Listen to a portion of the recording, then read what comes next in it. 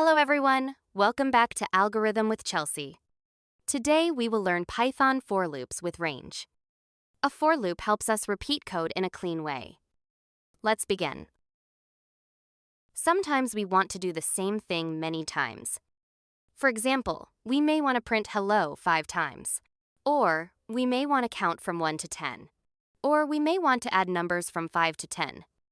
A loop helps us repeat code without copying and pasting. What is a for loop? A for loop repeats code for each value in a sequence. Look at the example code.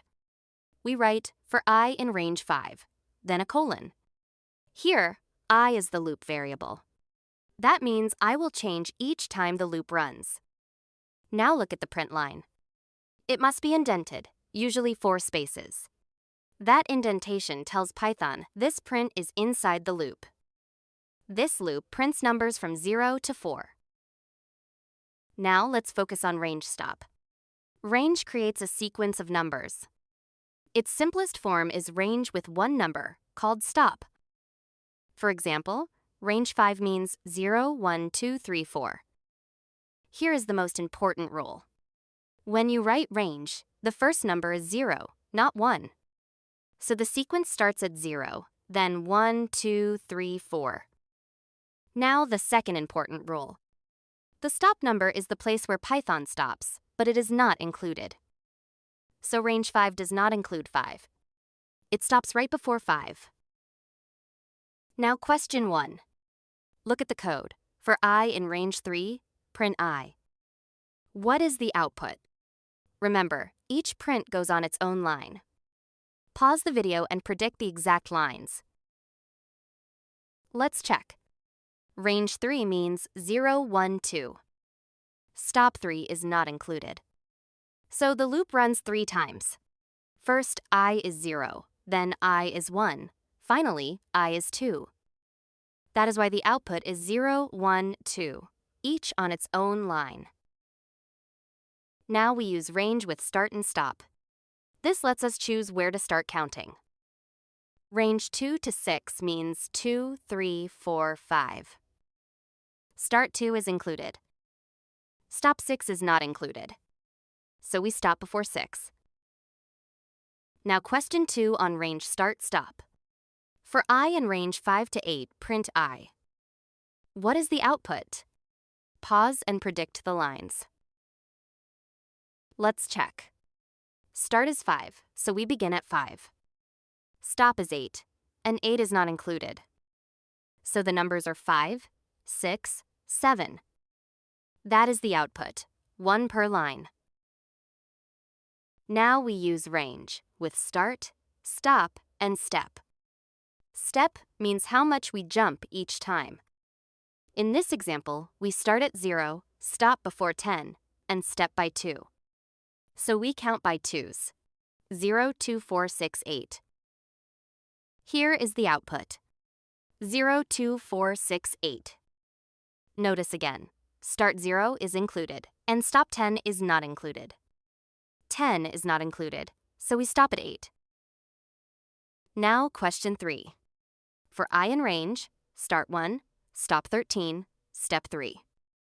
What numbers will print? Pause and answer. Let's check step by step. We start at 1, then add 3 each time. The outputs are 1, 4, 7, and then 10. Next would be 13, but stop 13 is not included. So we stop at 10. Step can also be negative. A negative step means we count down. In this example, we start at 5, stop before 0, and step by -1. So we print 5, 4, 3, 2, 1. 0 is not included, so it does not print. Let's review common mistakes. First mistake, forgetting that stop is not included. Range 1 to 5 gives 1, 2, 3, 4. If you want 1 to 5, you must stop at 6. Second mistake, wrong step direction. If you want to count up, your step must be positive. Range 0 to 10 with step -1 gives nothing. Third, step cannot be 0. A step of 0 is an error because you cannot move to the next number. Now we learn an accumulator. An accumulator is a variable that keeps a running total. We start with total equals 0. Then we do total equals total plus 5. This means first compute the right side, 0 plus 5, which is 5. Then store that 5 back into total.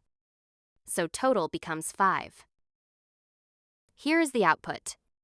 Total is 5, so Python prints 5. Now question 4. Total starts as 3. Then we add 6. And then we add 7. What is printed at the end? Pause and compute it carefully. Let's check. Start total is 3. After adding 6, total becomes 9.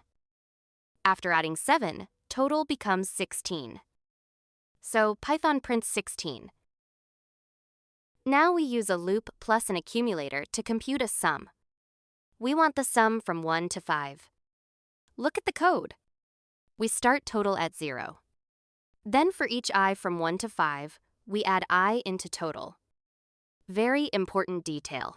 To include 5, the stop must be 6. So the loop uses range 1 to 6. At the end, total becomes 15, because 1 plus 2 plus 3 plus 4 plus 5 is 15. Print total shows the output 15. Now a new challenge, sum of even numbers. Compute 2 plus 4 plus 6 and so on, up to 20. Think about how a for loop can generate those even numbers. Pause and think. Here is the idea. Start from 2. Use step 2, so we always land on even numbers. We want to include 20. That means the stop should be 21, because stop is not included. So we will use range start 2, stop 21, step 2. Now look at the code. Total is an accumulator. We start total at 0. Then the loop variable I takes the values 2, 4, 6, and so on, up to 20. Each time, we do total equals total plus I. That accumulates the sum of all those even numbers. At the end, we print total, which is the sum of all those even numbers. Now, question 5. We want this code to print 5, 7, 9, 11. But the range has 3 blanks: start, stop, and step. Pause the video and fill in the blanks to complete the code. Here are hints. Start at 5. Jump by 2 each time, because odd numbers are 2 apart. And remember, stop is not included. So choose a stop that stops right after 11. Pause again and try to finish it. Let's check the answer. Start is 5. Step is 2. We want to include 11, so stop should be 12. So we use range 5, 12, 2. That prints 5, 7, 9, 11. Now, question 6. Fill in the blanks to compute the sum from 1 to 100. Total is an accumulator starting at 0. We loop I through the numbers we want and add I into total. Important hint. To include 100, the stop must be 101. Pause and fill in start and stop. Let's check. Start is 1. Stop is 101 because stop is not included. So the loop runs I from 1 to 100. Each time we add I into total.